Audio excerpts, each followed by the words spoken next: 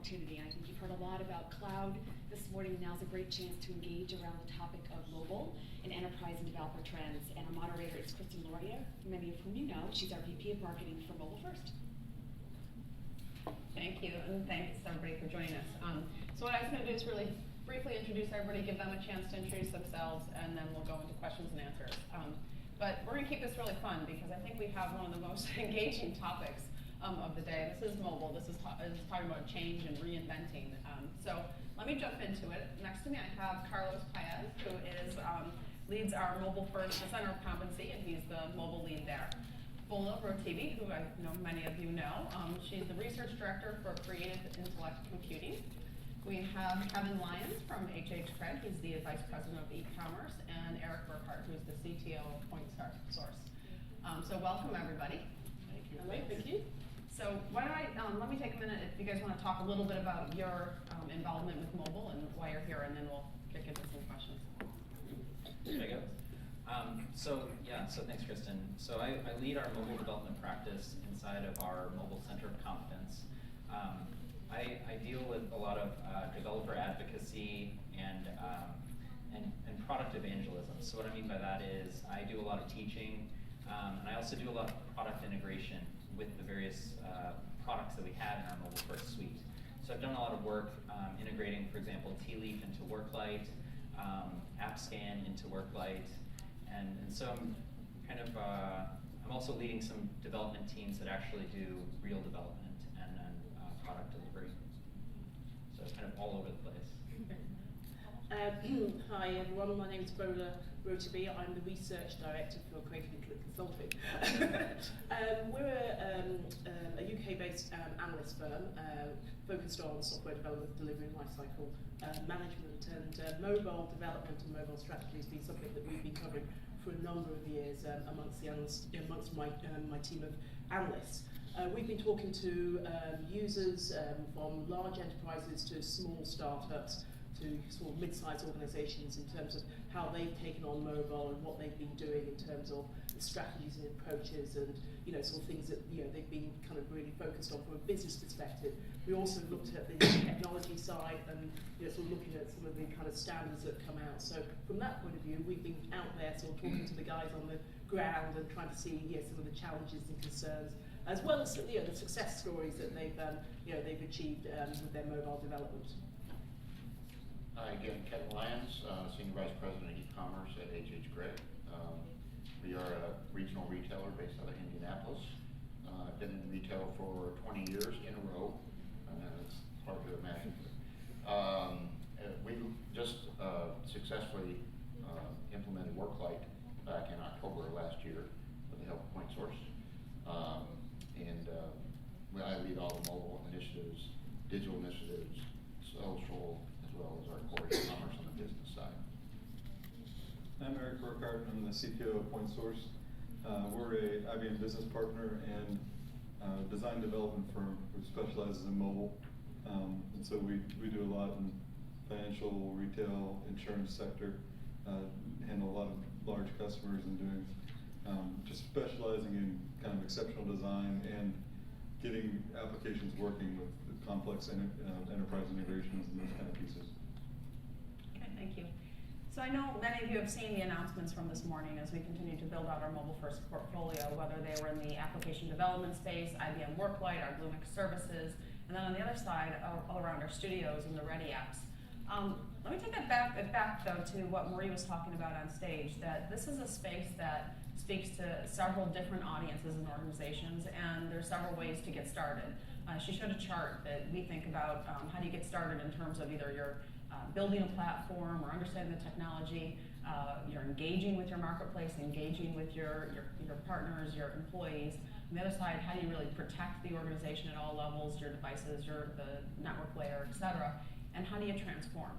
And what's been interesting as we've been going through different client engagements and seeing this market evolve is each one of those areas speaks to a different role in the organization, and each organization is starting in a different way. So I think what I'm going to ask my panelists, where did you get started in mobile, and what do you see the trends and how people get started in this whole journey?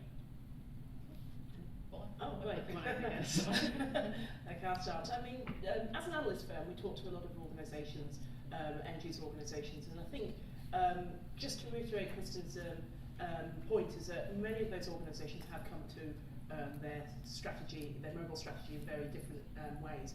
We've been speaking to sort of one UK-based utility company who looked at implementing mobile for their field workforce staff to see how they would go out and sort of build kind of address sort of areas in the out in the field where they were sort of digging up pipes and fixing water side. So they were looking at sort of remote working from that point of view. So actually the mobile strategy came in from doing that kind of sort of wanting to go out and build a field sort of a remote working appliance, and to give something to the field workers, a device, so that they could actually automate some of those processes, because they're actually doing a lot of manual kind of capability. So that's where they came into their mobile strategy. Whereas from another financial side, it was really a case of, well, they had to sort of wanted to look at mobile payments, to make payments a lot easier, simple as texting. And so they came into that side. So I think for a lot of organisations, the first place to start is to really kind of understand what kind of application you really want to sort of deliver in a mobile way. What's the value that you're trying to achieve? How are you going to get people to really kind of sort of work in that mobile way? So I think it's really assessing what it is that you're trying to achieve from a mobile perspective, as opposed to quickly some people will look at proof of concept, and that's great, but I think you must always start with what is the value that you're wanting to achieve from this particular mobile application. Those are really great points. I mean, you brought up the process point as well, so I was going to turn to Kevin and Yeah, I mean, about how do you I've been, previous retailer before I joined H.H. Gregg and led their mobile development. And at that time, this was 2009, 2010. Everybody just wanted an app, and people had just heard, I got to get an app, I got to get a downloadable app. And it really wasn't solving anything. So for us, it's more, what's the problem I'm trying to solve for the customer? What's the need I'm trying to meet? And for us, when we implemented Worklight for mobile web, one was how do we define a strategy around the customer, starting with holiday in mind as an electronics and appliance retailer. When you start on Thanksgiving Day, and basically through Cyber Week, this little device right here is the only way I'm going to talk to them. Because they're not at home, they're out shopping, they're scouring. So how do you engage your customer on this device in a really rich and meaningful way? And whether that's creating dialogue, whether that's transactional, the relationship has to go over time. So that was where we started as far as our strategy. And mobile for us isn't a bolt-on. It's not, a certain small percentage of our investment. When I think really, when companies get in over their skis a little bit, is they start to say, oh yes, we need to invest in mobile. Whereas mobile, we have 3 big initiatives this year for e-commerce. Mobile is one of them. We are equally investing in that business across all of our those 3 initiatives, not just a small portion. So, You want to go? yeah, sure. So for Point Source, we were kind of a custom application development shop that specialized in business transformation for big companies. And I guess 2 years ago, we looked at it and we said, mobile is that transformation agent that's going to actually revolutionize the way businesses work. And so we started focusing on mobile because we saw the result of mobile being that business transformation and how things can be done better, can be done with context, and really engage the business users to provide an experience that allowed them to do their jobs better all over the place. So we saw mobile as a change agent for businesses, and we so love to be part of that change. So it's kind of in our DNA as our company to bring that change to more and more people. And so we kind of saw that coming and said we're going to focus on mobile as the way to bring change to businesses. I know you want to answer. I just want to point out process, transformation, change, and then there's the flip side of everybody doing app after app after app, and we'll get back to that in a minute. But Carlos, what are you seeing across the whole center of competency? Similar thing that it's starting to get towards that process layer and changing and transformation, or? Yeah, and I was just thinking about like how people get started, how organizations get started in mobile, and one thing that we didn't really bring up is that you didn't have a choice to get started in mobile. I mean, it was thrust upon these customers or these organizations. They had to embrace mobile because that's how their customers wanted to interact with them. So a lot of them, I mean, the idea of doing something with hybrid where they could reuse some of their skill sets, that was enticing.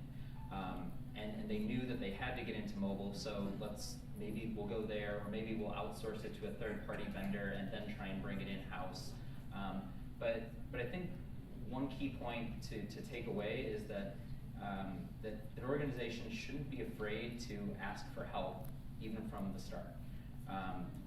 That you should go to someone who has the experience in mobile rather than just kind of trying it out. You're always going to learn from your mistakes, and so why not go and talk with someone who's made those mistakes before and can really give you kind of a path.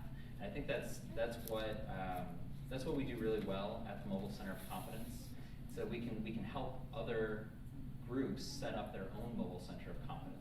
So a group that can define the standards and the best practices for how do we develop in mobile. That brings up a good point too on strategy. I think, Willie, you mentioned strategy. What are the key elements of having a mobile strategy in your opinion? What are the critical enablers to a strategy being successful? Well, critical enablers for a strategy to be successful, as I said earlier, is that you have a very clear direction of what the goals you're trying to achieve. The other side of it is that, I mean, and we've heard about this a lot, today in terms of, sort of having a strategy in terms of what's, how you're going to sort of look at from a tooling perspective, who's, the kind of technologies, sort of the skill set, because, I mean, obviously, when we speak to a lot of organizations, I mean, the concern is, well, what do we have internally? And I would actually say one of the kind of really kind of reassuring things that I've seen from a lot of our clients that we speak to is that actually people want to look at how they leverage their own internal staff.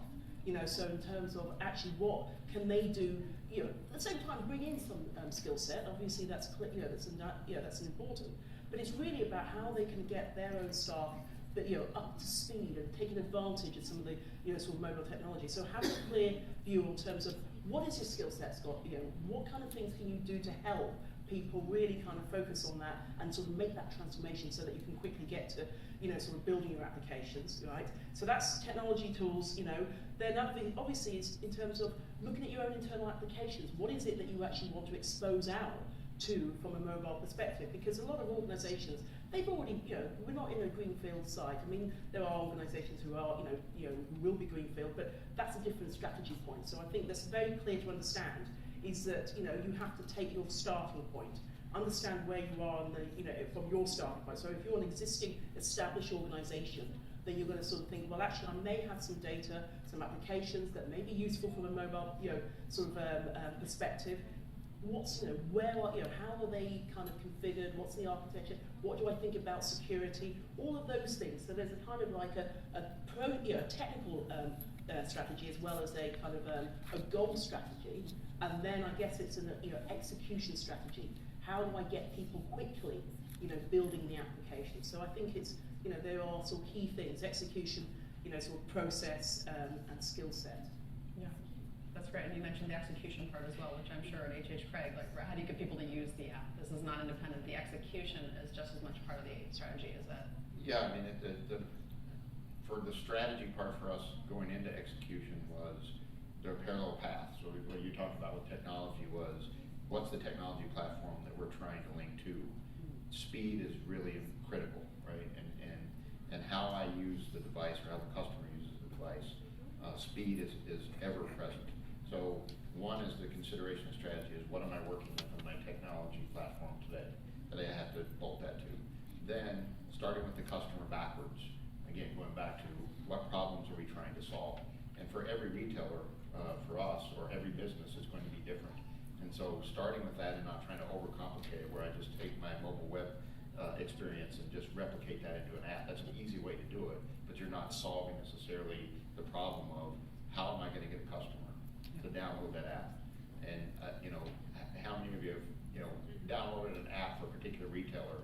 Once you used it, you took it off your phone, right? For space and more things than one. That's something that's not relevant, right? So how do I constantly keep them engaged? So what are the things that I'm going to start with the customer, and how do I keep talking to them in a way that actually says they're going to talk back to us, they're going to give us feedback, they're going to allow us to build trust with someone when you're going to market to them, right? If I'm just there and I'm going to get notifications and you're going to push to me all the time message, again, you're going to frustrate people. They're going to take you off of their device. Yeah, So how do you keep it relevant? You need to respect their privacy. Exactly. Respect That's a big part of mobile today, whether it's SMS, whether it's mobile, it's, all of, the news that you read out there around, patents and things, people really concerned about privacy and people concerned about security. And mobile is a new, enterprise where security has now become even more prevalent than it is on the desktop side.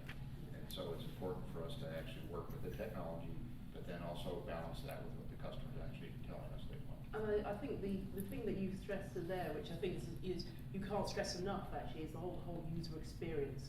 Because mobile is very, it's a kind of very unforgiving environment.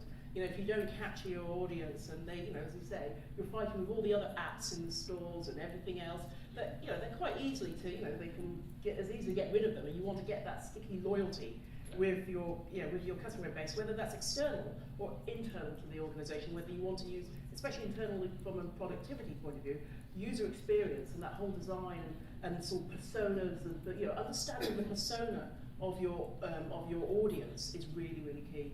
Yeah.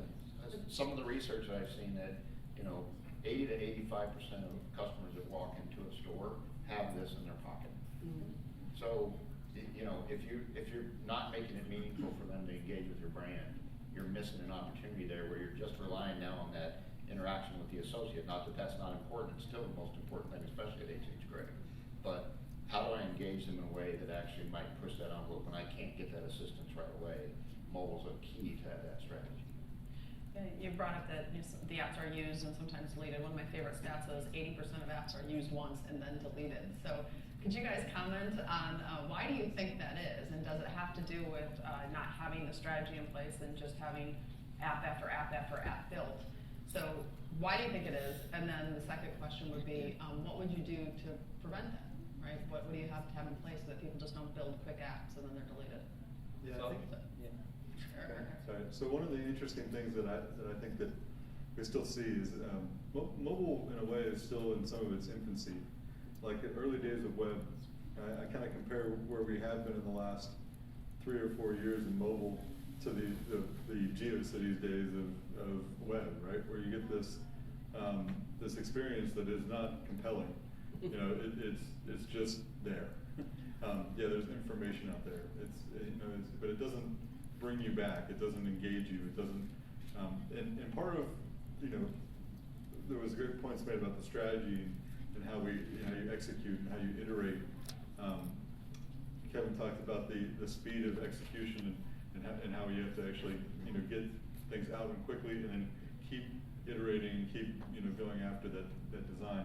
I think one of the big challenges are everybody kind of got their first version out, and their first version was just we had to get something out the door, and now we're getting to a point where people are figuring out how to really make a repetitive effort towards mobile, and in that I think a lot of the newer apps are doing better at engaging customers from end to end. You still have issues where people do things around build an application that's just not that just has one function, and it just doesn't have enough function that I need it to be a standalone application. But quite often now, most companies are starting to try to move to one more compelling app that builds in other things. So you may have a loyalty application that builds in the store, or some shopping list, or some other functions that engage you, instead of just here's my loyalty information, here's my loyalty card, and you're getting away from some of the real basic applications we started with.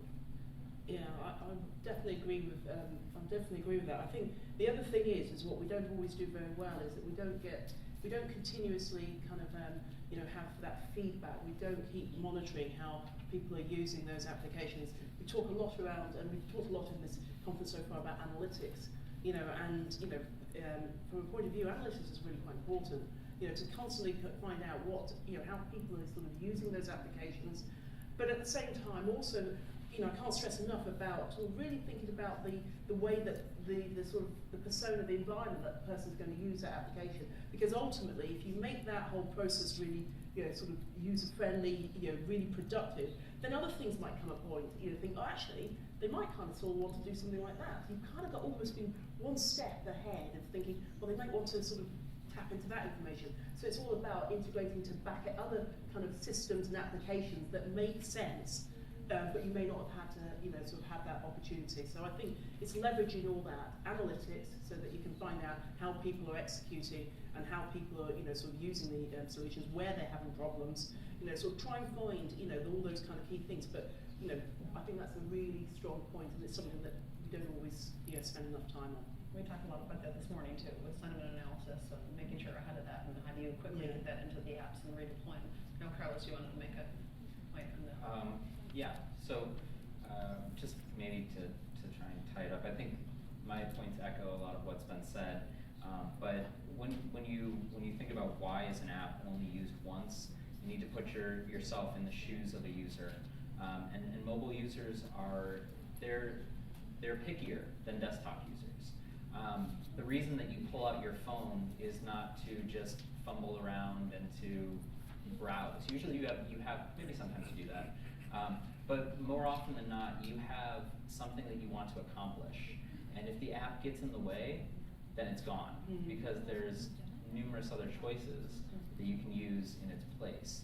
So I think that's why a lot of apps are deleted after the first time using, because they didn't capture that user experience. They didn't let them effectively do what they wanted to do. I think that's a great point, and I think over the past couple of years we've seen that exact transition from information sharing or browsing or just engaging to transacting. Yeah. And I think that is particular on a mobile device, right? You might use a web to learn information on your phone. You want to do that transaction right there. So I think, are you guys seeing similar shifts? Well, I think you have to be very specific about, you know, because there may be things that you do want to just find information out, and that's great, and that's, you know, that's got to be very clear. But then at the same time, if it leads on to something that you can then transact, that's got to be really simple, and it's got to be really kind of intuitive, because you don't have, you know, I mean, when we look at the form factors, you know, there are varying sizes, but you don't want someone to have to keep scrolling through and finding out how they do a particular function. If it's kind of like, you know, so we've got to make it, you know, help them make that choice really easily. Yeah, and I think you brought up a good point on it has to connect to the other systems, because if it's just browsing there and it's not connected into the back-end systems, it's a meaningless experience, right? I think you also brought up, did you have a? I was going to suggest Your point of view kind of. Yeah, I have something for him. I mean, so one of the interesting things that Gregg did was this. They built this endless splits application, which is a game, right? And they engage their users that way. So they engage their users, and then they used that as a way to, you know, drive promotions, and so bring the transactions in based on the engagement of the users. Yeah, exactly. And I don't know if you want to say something about that, but I think it's interesting. And I'll let a little bit of the cat out of the bag for tomorrow, but you know, we found when I started with Gregg, they had built this little gaming app with a brand, a vendor, and it was one promotion, one targeted experience. But the game was so popular as far as the format and the type. It was kind of like a Tetris game with, you know, food products dropping into a refrigerator. What we saw was even when the promotion ended, people were still playing the game. People were still engaged in the brand. So I challenged the team on how can we create something that, one, we can use more than once, but then have something that's a theme that not only drives people to play the game, but drives traffic into the store, that, you know, allows them to be connected with the brand in a very different way. And so the entire football season last year, we used this in the Splits app because we sell big TVs. We sell a lot of them. Football looks really good on big TVs. And so the connection was there with the brand. Plus the game was an endless runner app, which is very popular in the gaming community. And it was top 10 in the App Store for Apple, and continues to be in the top 20. And we stopped promoting it in January. And so people are still playing the game. We'll bring it back when football season starts again. You know, we found new ways of whether it's a promotion, a new vendor to partner with, and then importantly during the holiday we used it to, people are standing in line Thanksgiving Day or the day after Thanksgiving, which is the, you know, biggest shopping day of the year here, and they're there, So how do you engage them even before they set foot in the store? So we allow them to actually have bonus entries into the contest we're doing at the time. And then also, it allowed us to communicate with them the entire weekend to say, hey, we're doing this, we're doing that, where they might not have ever stepped foot back in an H.H. Gregg store. And so that engagement was really important to us. And as we were working on, this next iteration of mobile, because you're never done, connecting that endless blitz as part of our main branded app is really important to us. So, and we mentioned a few times data and analytics, contextual engagement. Everybody uses those words. So Carlos, can you comment a little, what type of analytics, what are you seeing trending in analytics as they relate to mobile? So what I think is going on right now is that we're finding a way to actually realize all of this big data. We've been collecting it for a while, and we're collecting more and more every day, especially related to mobile. I mean, we've got trackers that we wear, like Fitbits, that are just data. They're just creating data more about us, and really, our phone, which is on us all the time, has a lot of sensors and is constantly collecting data. But I think up until recently, we didn't have a good way to understand that. And so now through like cognitive computing with Watson and some of our analytics offerings like T-Leaf for customer experience, we're finding out how to make actionable items on all of that data. So it's scary. I mean, this wades into kind of privacy and all these types of discussions, but I think that you need to, first and foremost, respect your users' privacies, and then what you're doing with that data is actually enhancing their lives. You're not using it for malicious reasons, but things like T-Leaf customer experience, where we can actually capture and replay a session on a mobile device. It allows us to better understand how people use the apps, and then to make it better for them in the future. It's things like being able to actually watch you as you create an error condition versus me just looking at a log with a stack trace that doesn't mean a whole lot. So there's, I think that we're at this point where we're finally realizing our mobile data. And to be honest with you, I suppose with all that kind of deep seated analytics is kind of like another thing that we talk around is security, because obviously you want to understand the behaviour of people so that you can actually identify sort of points where there may be sort of slight sort of security breaches or opportunities for security breaches that you can actually then address ahead of time, or see how a particular pattern is working. And I think that's something that increasingly we're going to have to do. Think a lot more about in terms of not just about the privacy of the individual, but also how you keep them secure and safe.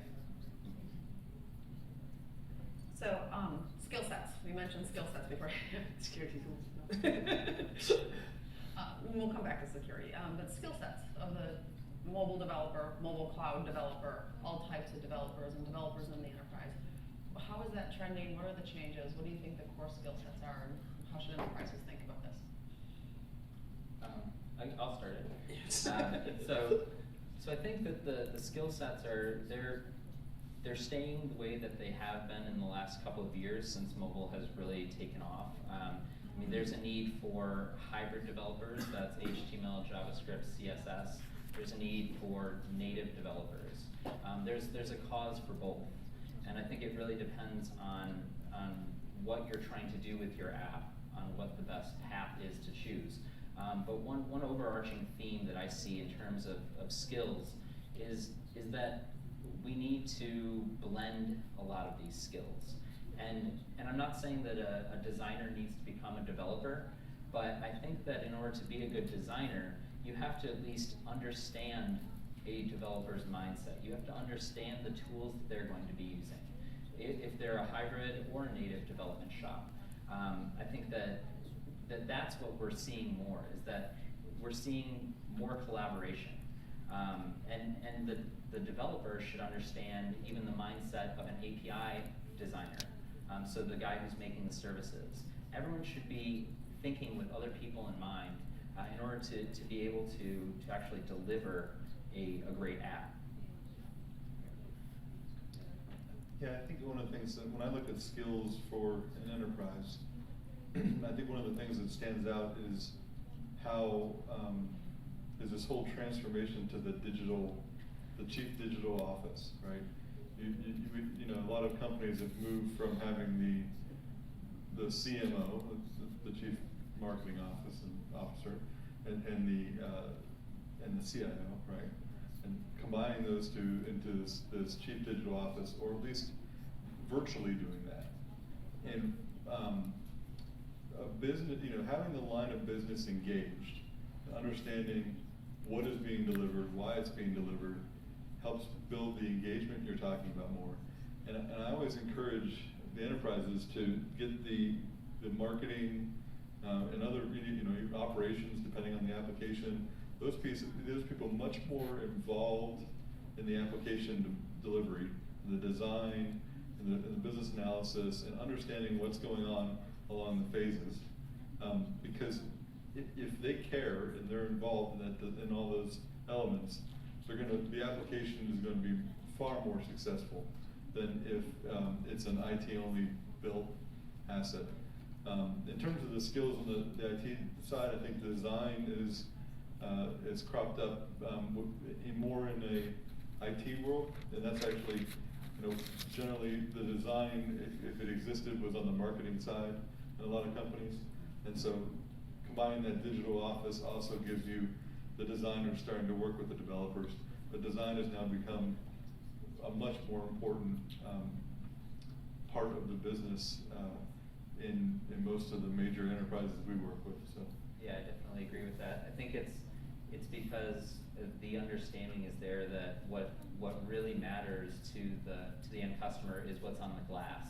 So what they're seeing, what they're interacting with. So you need good design. I mean, you could have the most elaborate back-end services, and they send good responses. But if you've designed a terrible looking UI, chances are they'll never even be able to use your beautiful services layer.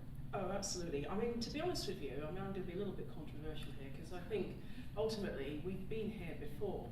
I was going to say, is that different? Is it? Well, I mean, if we don't need to go back 5 years ago, 6 years ago, 2006 maybe, you know, a bit longer, when we were talking about rich internet applications or rich interactive applications, we've had the whole notion of user experience. User experience, I mean, actually, I absolutely agree.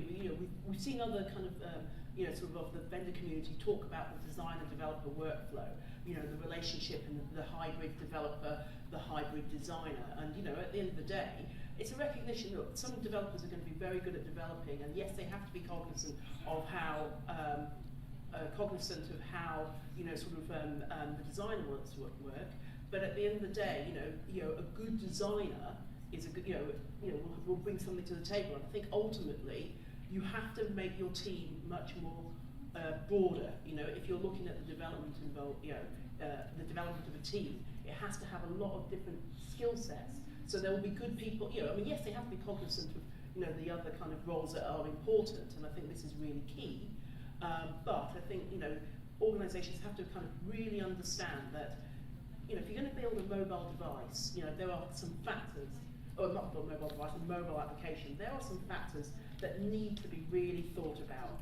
The experience is one thing, and the experience is not just about the UI, but also about the back end, sort of process, application to data, and how they bring that experience. Because you can still have a fairly simple designed app, but it can have a great experience. It can be very productive. It can let you, provide great value and achievement in what you want to actually do. So I think it's actually being very, very clear about it's a multifaceted team that needs to be part of that development process. I think we covered, so from the line of business, the designer, the developer, and I agree, it's not different in terms of the design being important, but I might argue, and I'll ask you guys to comment, that is it different though because the pace of the iterative process and how fast applications get out there, you don't have the time because a user has 100 more in your place. So is that what makes it so much more critical? Yeah, and it's tricky because, and this is a controversial statement in itself too, it's like when you start blending developer and designer. Designers are probably the most organizationally and functionally sensitive people on the planet. And you can actually design a really beautiful app. If the wheel is spinning, then no one's going to experience it, and they're going to tune out. And so that speed, or I think actually more the skill set that is now is designers and developers working together, or it's a hybrid person, but also just as important that they are really good at agile. That they're okay with people giving them direct feedback and thinking that they designed the most perfect thing and they have to go back and immediately correct it. Because if they can't live at that pace, that's where we are. And they're collaborative, and that's the most important thing. They're collaborative. They're part of, and they understand what the business is trying to achieve. They're commercially savvy. They're business savvy. Which is that collaborative cycle of the roles, I think, is really what starts to make it successful. It's not build it, design it, and design it, and then give it to the CMO, because as we talked in the beginning, the execution is, and getting the stickiness of the app is just as important, and the CMO or whatever the line of business person is has the ownership of that audience. They're going to need to know how to make that app successful, and that all has to be built into the design and what it ties into the back. So those are really great points. So Eric called it out as, with the CMO and the CIO, it used to be in, more waterfall traditional design process that your CIO and CMO were the approvers. But now you're seeing them actually upfront, basically hashing it out over at the time of discovery. I read an article, I wish I could remember who wrote it, but the title of it was CIOs and CMOs Need Couples Therapy. And you see it every single day when they're at that discovery phase. But it's better for us in the long run, rather than you doing all this work, you deliver, and then there's something that didn't connect. And so you see the CIO and CMO getting involved in the front end and staying involved, and those are the companies that are really being successful, that they've got the engagement and the buy-in at the top. Yeah. Yep. I think we have time for one more question. So I think, Carlos, you mentioned wearables. How fast did wearables trend, and how fast are they growing? Mobile device, we keep talking about smartphones, but that form factor can take on many forms. What do you guys see as trending going forward, and how do you think you'll incorporate the wearable devices? Is it there's data coming from there? Any comments on new form factors for mobile? I know, right above here. I don't know where to start. But This is a tricky one. It is a tricky one. I think wearables are definitely. We're already starting to see it. Like, we talk about glass and wristwatches and things like that. But I think the connected devices, I think, is going to be a really interesting point. We talk about the Internet of Things, but I think there's if you look at the automotive industry, they talk about the connected car and all of that kind of thing. I think that's certainly something that's how the different devices and different I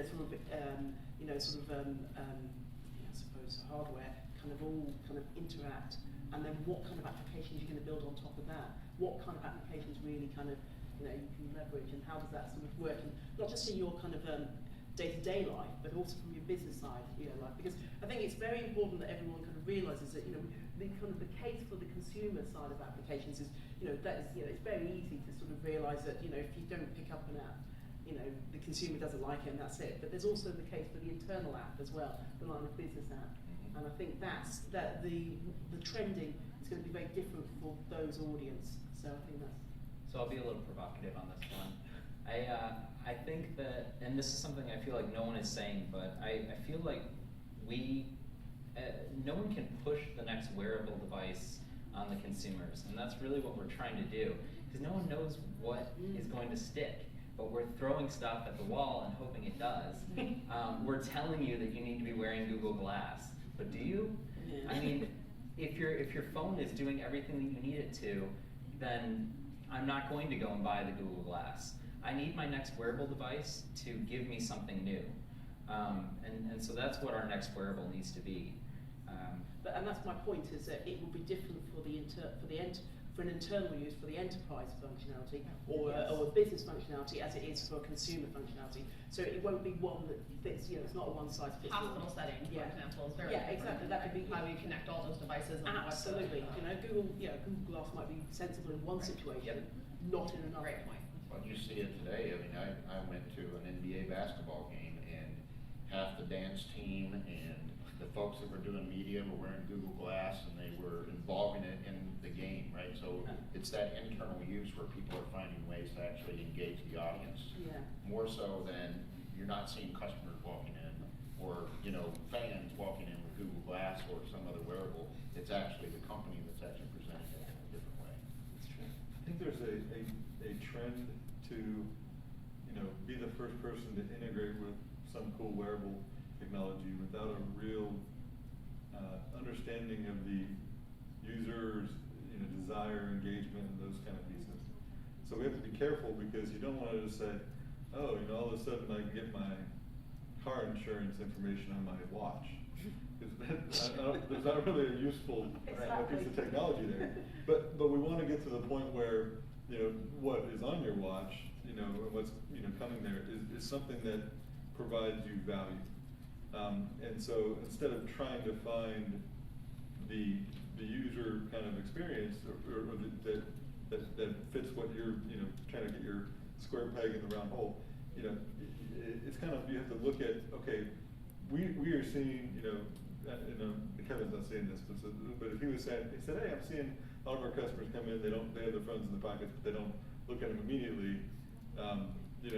If they had a watch that was connected to their phone, could we pop up a message and say, hey, you just passed a great promotion, and give them a notification, because you're more likely to look at a notification on your phone, on your watch, than you are on your phone. Is some of the research that there's done right now. So it really is about finding the right engagement models. I'm not saying that's one of them, but finding the right engagement models for people that users want or value. Absolutely, because I think that's ultimately the most important thing. Because I always leave with the thing is that just because you can doesn't mean you should. Yeah. Okay. Well, with that, let me thank our panelists, Erik, Kevin, Bola, and Carlos. And I know we have a few minutes for questions and answers as well. So thank you.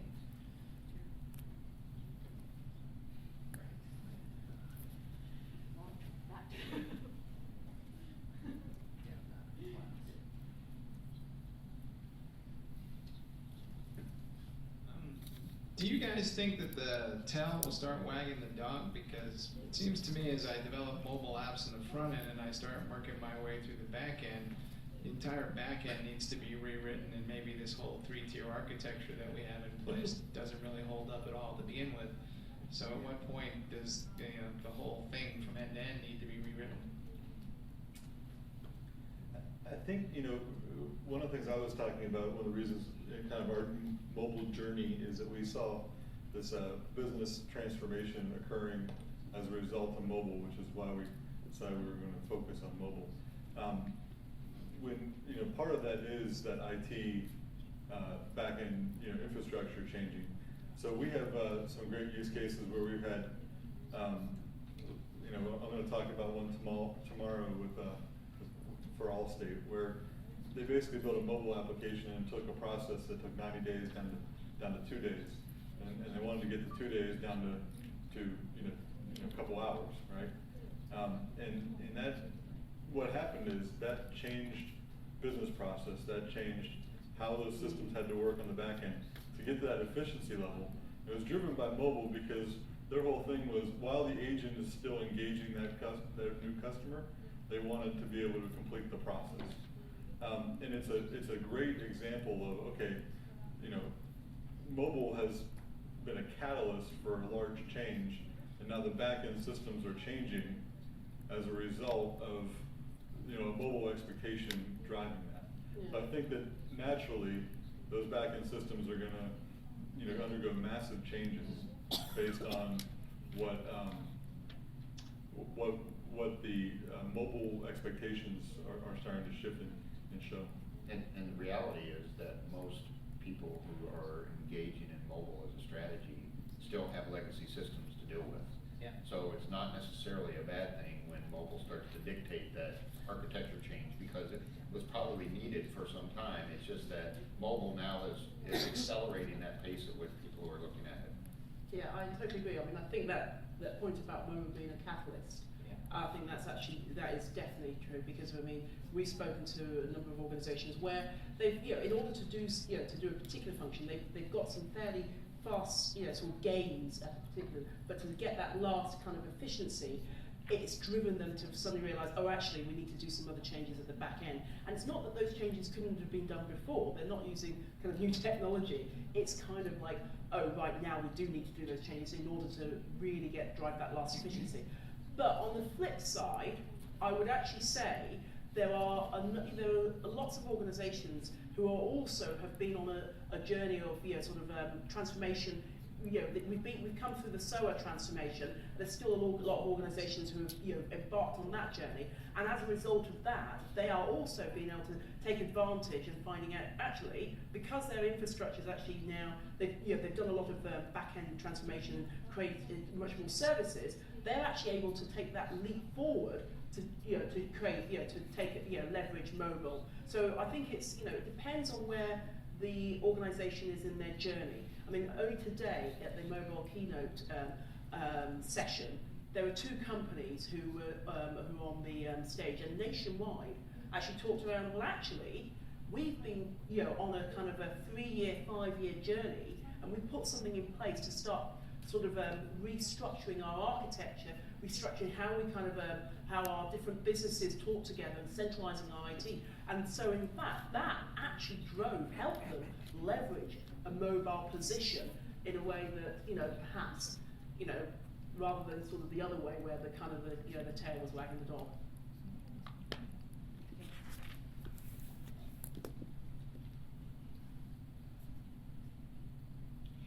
This is a question from one of the Japanese press people. From the past, we all said that designers and developers should work together and they should play nice in the same sandbox, but it didn't happen so far. So, question is, do you have any methods or tools which make it happen? You guys. Yeah, that is a tough one. I think that it's very important to find the right person, and we were kind of touching on that earlier. It's not every designer or every developer that even has the ability to think about the other side of the coin. But I think that the people who you really want leading your development teams and leading your design teams will have that kind of vision. And I think it can be taught, though, to an extent. So I think it's one of the things that I would do is I would require designers to go to a little bit of a development workshop, so that they're actually writing a little bit of code and then they're starting to understand it. Just so you have to give training, cross training. I would say actually, I mean, it's a very good point that you make, because as I said before, we have been on this trajectory, for some time, and I would say now that the tools, there are a lot more tools now that kind of help and support kind of that designer developer workflow. I think the past has been, it's always been kind of sort of either sort of sat in sort of various other organisations. I think more and more people and more teams are becoming more aware of those tools. More of the vendor community are supporting that capability. I think also possibly access to the tools, in terms of SaaS options and sort of solutions are there. So I think the thing is that you're right. We've been on that that journey. It hasn't always well been sort of taken on, but I think there's a lot more factors, external factors, driving people to actually think about this. And mobile is one of those. To be honest with you, I think we can't sort of sit down and say yes, okay. We're not going to have the design, because quite frankly, it'll be the evidence will be there. People won't take up the apps. They won't use them. I guess the process that we've used that's been the most successful is around just building a truly agile organization and having we use it used to be called IBM Jazz Hub, it's now called IBM DevOps Services. Yeah. And we use that for our agile development. And it's a great facilitator for that communication. So if you get down to 2 or 3 week iterations, the designers and developers are naturally working together and have deliverables together. There's not a tool that we've found that does a good job of communicating this exact design specification with the developers. But we found a lot of efficiency in building a true agile project and getting both the designers and developers on that same understanding how agile works. Talk a little bit about the people, finding people that are collaborative and humble, that are willing to actually listen to and get feedback about their design or what they've developed, and say, finding those people is the most important thing. So the talent of the people, getting them on an agile process, and using good tools like IBM DevOps services has been the best thing for us. Yeah, I'm gonna say agile one more time because I feel like we didn't say it enough. Agile, and then I thought of one of the tools that we've seen a lot of good agile practices come out of is something. It's a prototyping tool called Acture. It allows our designers to actually create these wireframes and then go back to the business quickly. So I mean, it's all about finding tools that let your designers or whoever work as efficiently as they can. Yeah, and processes as well. I mean, because at the end of the day, agile is a process, and the collaborative nature, the iterative nature, and everything like that is actually bringing people to sort of have agile processes within their kind of execution strategies. I think that has been a really important change for a lot of organisations. Last question. I'm Roxanne. I'm with a site called InfoQ, and we reach 1 million developers. I'm interested to find out how many developers are in your company, all 4 of you, and how autonomous they are in choosing development tools. That's a good one. Well, I'm going to quickly answer that because we're an analyst firm, so we've all been developers. In fact, actually, I guess, if I speak for my team, they're always tinkering around, but we don't make commercial, solutions ourselves. But I would say from the organisations that we speak to on a regular basis, I think that there's a lot of people acquiring tools because developers are notorious for sort of trying something and playing around with it and things like that. And then there's obviously, in fact, actually, we spoke to one sort of global kind of electronics organisation. I don't think I can say the name, so I won't. Just to keep it all nice and neutral. But they've got like sort of the tune of 20,000 sort of engineers, of which sort of 30-40% might be developers, and they try to sort of bring this solution in where they were going to actually have just one sort of tool strategy, and they just couldn't keep that. It wasn't going to happen, right? Because people sort of, for whatever reason, would find some tool that they liked and they would use that and things like that. So I think it's the most important thing is really about kind of making sure there's a good integration, good interoperability, open sort of interfaces and all this kind of stuff. It's important that when a vendor sort of provides a platform that their tools are all kind of like able to leverage right across the board. And I think that's something that IBM's been working quite hard in terms of the work-life and the mobile first framework. But I think ultimately it's really about making sure that you've got some sort of sense of kind of interoperability and open standards. Because at the end of the day, most people will kind of get some sort of tools inside their organisation, no matter what sort of single vendor policy that the organisation might have. You can count my developers on one hand in-house, so we use partners a lot. So ask Erik how many I have, and he'll tell you. But we use a lot. We only have 5 in-house for e-commerce and 1 designer, and so we leverage that. So when we talk about designers and developers and how do you find that perfect person, we actually do it by brute force, just because there is no choice. You look around, there's nobody there. So we've used folks like Point Source and other development firms to handle that load for us. But we're also really critical about when we pick those partners that it's tools that we can quickly learn, because again, with limited resources, I don't have the time or the energy to micromanage every task and process when it comes to writing simple code or fixing something or calling up Erik's team to do it. So we're really on point about when we engage new partners about how transferable is this. Yeah, so we have 60 developers, and we the way we work, we're a consulting company. So Kevin said he's one of our customers. So we have our kind of way of doing things is we will organize around a project, and allow mainly most of the developers on that project to come up with what tools they're using, unless the customer has specified you will use this, right?